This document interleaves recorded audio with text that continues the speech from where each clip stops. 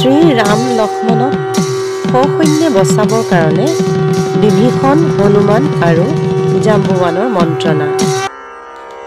4খন দুৱাৰৰ সকলো সৈন্য শ্ৰী ৰাম আৰু লক্ষ্মণ সকলো ৰণত পৰিলে।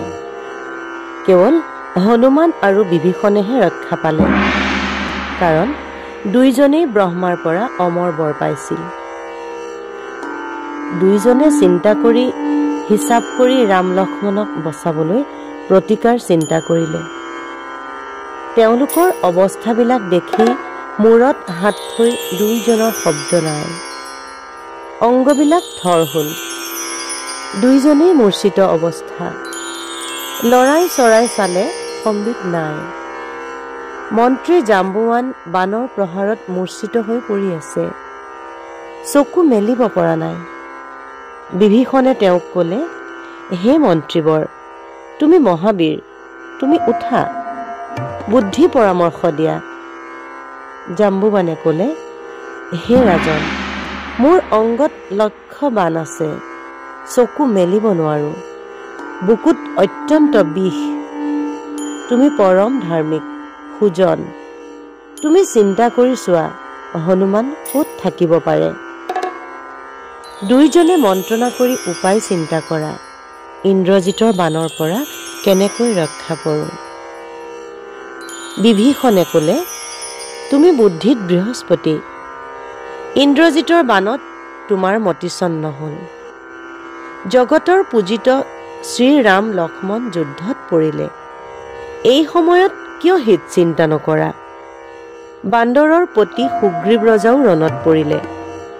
কি উপায় হ'ব তাৰ চিন্তা কৰা। এতিয়াহে তোমাৰ চৰিত্ৰ জানিলো। পৱন নন্দনৰ বাহিৰে তোমাৰ মিত্ৰ নাই।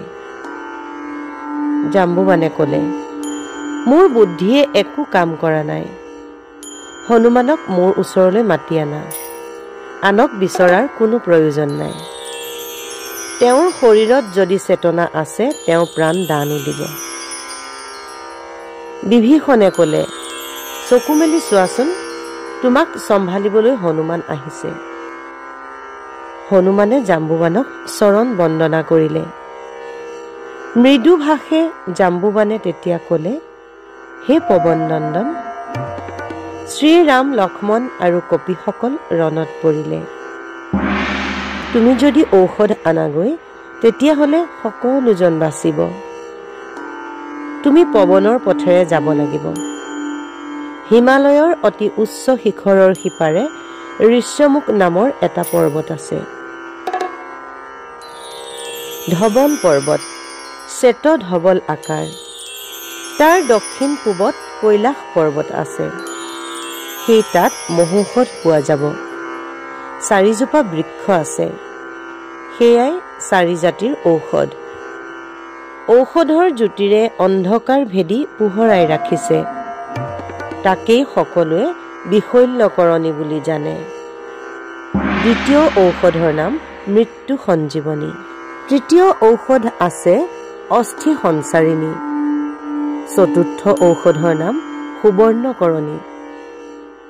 যদি সেই ঔষধ ৰাতাৰাতি আনিব পাৰা, তেতিয়াহ'লে তোমাৰ সুখ্যাতি 4 যুগতেই থাকি যাব।